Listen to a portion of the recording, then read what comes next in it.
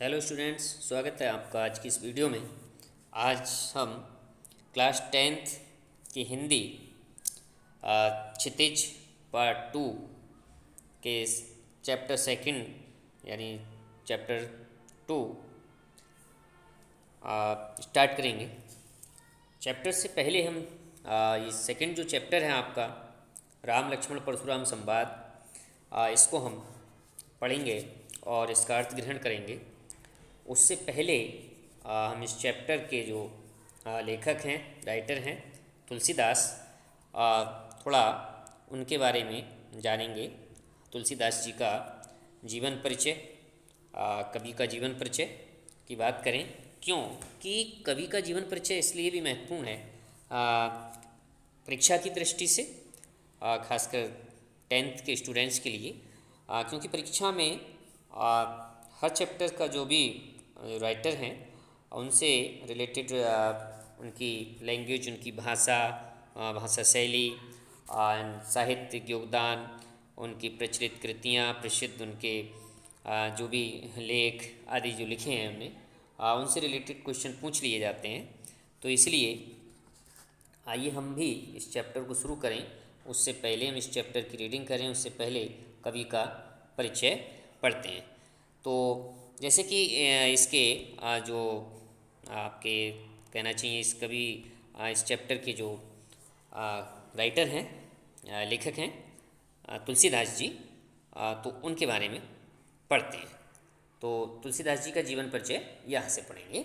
गोस्वामी तुलसीदास ने मानव प्रकृति के विविध रूपों का इतना हृदयग्राही एवं सजीव वर्णन किया है कि वैसा विविधतापूर्ण वर्णन अन्य कोई भी भारतीय कवि नहीं कर सका है। तुलसीदास को यदि मानव जीवन का सूक्ष्म एवं सबसे सफल चितेरा कहा जाए तो इसमें अतिशयोक्ति ना होगी। तुलसीदास भारत के ही नहीं वरन सारे संसार के महंतम कवियों में से हैं।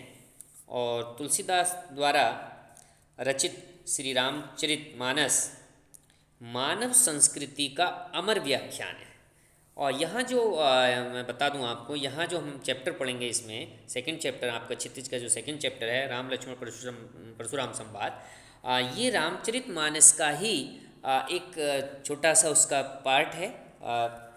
रामचरित मानस से ही इसको लिया गया है। तो वही जिसके रचयिता तुलसीदास जी हैं, वो मानव संस्कृति का अमर व्याख्यान माना जाता है रामचरित मानस को। अब जीवन परिचय की बात करें, ये तो एक उससे संबंधित जानकारी रही।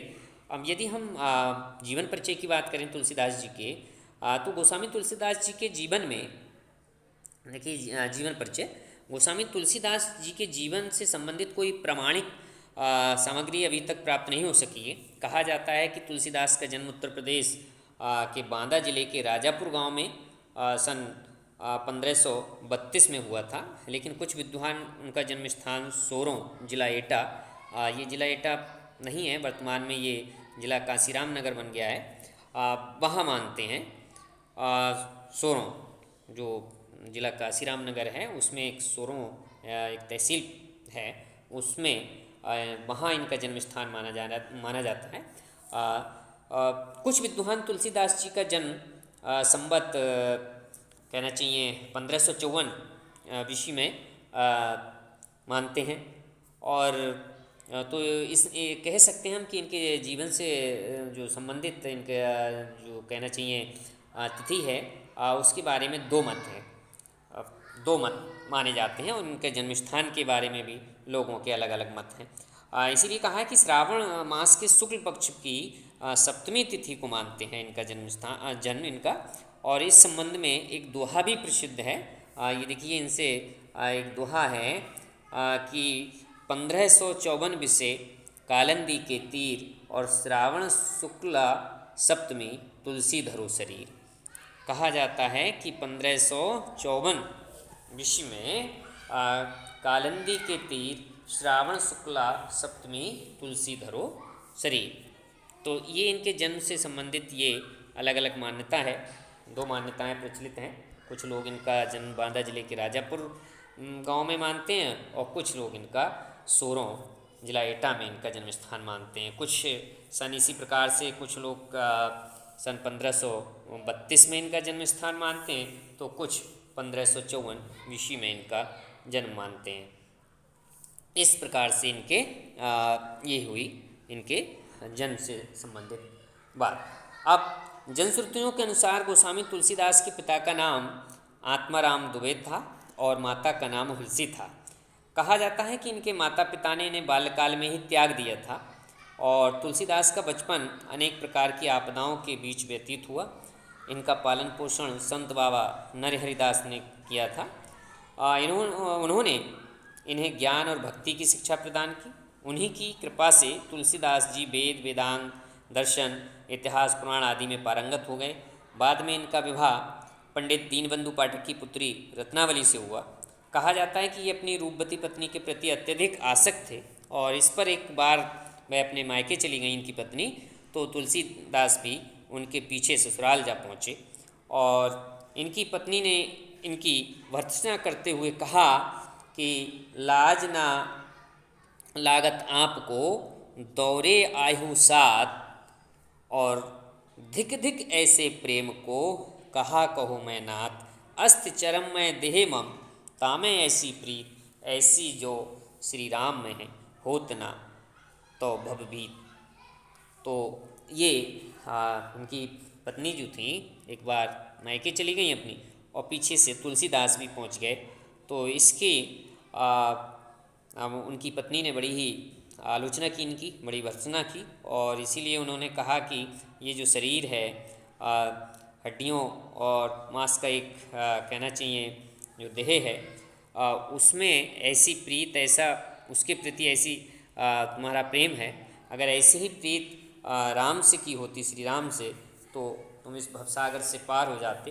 तो इसीलिए इनकी पत्नी की कह सकते हैं हम ये फटकार सुनकर, पत्नी की फटकार सुनकर जो थे इन्होंने तुलसीदास जी ने या तुलसीदास जी को सांसारिक मोहमाया और भोगों से विरक्ति हो गई।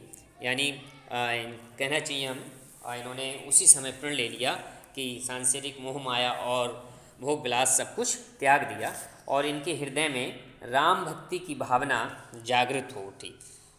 राम भक्ति की भावना इनके हृदय में जागृत हो उठी और संवत 1631 में, संवत 1631 बीसी में अयोध्या जाकर इन्होंने श्री रामचरितमानस की रचना की और उन्होंने अपने शेष जीवन उनका अपना शेष जीवन था वो राम के गुणगान में लगा दिया। और संवत 1680 में काशी में इनका निधन हो गया। इनकी मृत्यु से भी संबंधित एक दोहा बड़ा ही प्रसिद्ध है। जिस प्रकार से इनके जीवन से संबंधित दोहा था उसी प्रकार इनकी मृत्यु से भी संबंधित दोहा है कि संवत 1680 गंग के तीर श्रावण शुक्ला सप्तमी तुलसी तजो शरीर, यानी इन्होंने अपना शरीर त्याग दिया अर्थात इनकी मृत्यु हो गई। अब हम यदि साहित्यिक योगदान की बात करें तो तुलसीदास जी विलक्षण प्रतिभा से संपन्न थे। वे उच्च कोटि के कवि और श्री राम के परम भक्त थे और उनके द्वारा रामचरित महाकाव्य श्री रामचरितमानस संपूर्ण विश्व में साहित्य के श्रेष्ठतम ग्रंथों में से एक है और इसमें तुलसी ने व्यक्ति, परिवार, समाज, राजा, प्रशासन, मित्रता, दाम्पत्य एवं भ्रातृत्व का ऐसा आदर्श प्रस्तुत किया है वह पूरे विश्व में कहीं अन्य देखने को नहीं मिलता, किसी अन्य ग्रंथ में ऐसा आदर्श रूप देखने को नहीं मिलता और इसीलिए ये विश्व का मानव समाज का पथ प्रदर्शन इसको कहा जाता है या कह सकते हैं हम ये विश्व में मानव समाज का पथ प्रदर्शन करता रहा है। इनके एक अन्य ग्रंथ विनय पत्रिका में ईश्वर के प्रति इनके भक्त हृदय का समर्पण दृष्टिगोचर होता है और विनय पत्रिका में उनके अति भावुक स्वरूप की झांकी भी मिलती है। समन्वय की भावना इनके काव्य की प्रमुख विशेषता है। ये उनके काव्य की सर्वश्रेष्ठ विशेषता है।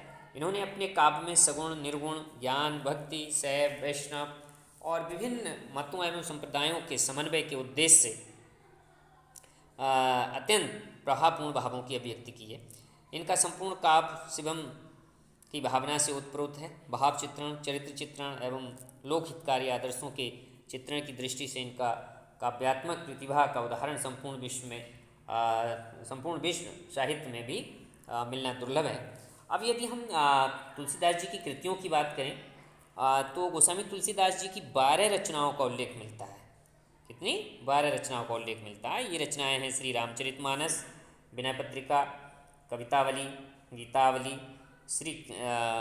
श्री कृष्ण कह सकते हैं हम इसको, जो कृष्ण से रिलेटेड है, कवितावली, गीतावली, विनय पत्रिका, गीतावली और कवितावली में ब्रज भाषा का प्रयोग तो किया ही है। हम बात कर रहे थे इनकी श्री कृष्ण गीतावली की। और दोहावली, जानकी मंगल, पार्वती मंगल, बैराग, संदीपनी, बरवै रामायण, रामाज्ञा प्रश्न और रामलला नहुचु, ये इनकी कृतियाँ हैं। अब यदि हम इनकी भाषा की बात करें तो तुलसीदास जी ने ब्रज और अवधी भाषा दोनों ही भाषाओं में अपनी रचनाएं की हैं। श्री रामचरितमानस जो था इनका महाकाव्य है, वह अवधी भाषा में लिखा गया है और विनय पत्रिका, गीतावली और कवितावली ये ब्रज भाषा में लिखी गई हैं इनकी। और साथ ही मुहावरों और लोकोक्तियों का भी प्रयोग इनकी भाषा में देखने को मिलता है। यदि हम शैली की बात करें, इनकी भाषा शैली की बात करें, तो तुलसीदास जी ने अपने समय में प्रचलित सभी काव्य शैलियों को अपनाया है। श्री रामचरितमानस में जो है इनकी प्रबंध शैली और विनय पत्रिका में मुक्तक शैली तथा दोहावली में कबीर के समान प्रयुक्त की गई साखी शैली का प्रयोग किया है। यत्र तत्र अन्य शैलियों का भी प्रयोग किया गया है। तो ये रहा आज की इस वीडियो में हमने तो आपका सेकंड चैप्टर है राम लक्ष्मण परशुराम संवाद के राइटर कवि तुलसीदास जी का जीवन परिचय हमने जाना, उनकी कृतियों के बारे में जाना, उनकी भाषा के बारे में, उनकी भाषा शैली के बारे में हमने पढ़ा। तो आज की इस वीडियो में बस इतना ही। आप इसको अच्छे से कंठस्थ करें जिससे कि इससे संबंधित जो भी प्रश्न पूछे जाएं उनका उत्तर आप अच्छे से दे सकें।